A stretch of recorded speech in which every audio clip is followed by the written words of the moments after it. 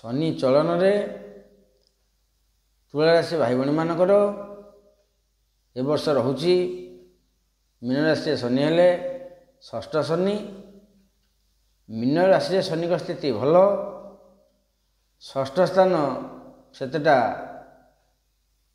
शुभ नुहे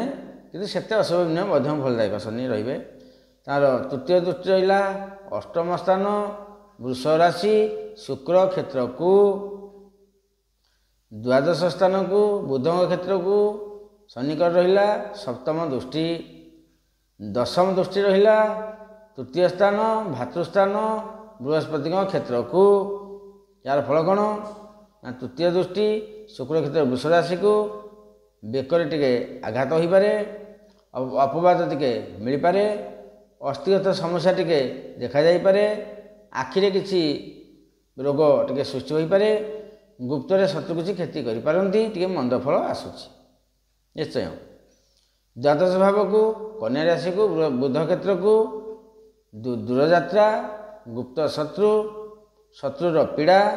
इत्यादि रोचे बहुत बेयोग भी रोचे तृतीय भाव धनुराशि को दशम दृष्टि बहुत शुभफल भातृ सहित संपर्क भल सान भाई शरीर असुस्थ हो से 2.5 वर्ष सुस्थ हम यदि विरोध हो भल पड़ो निजर साहस बढ़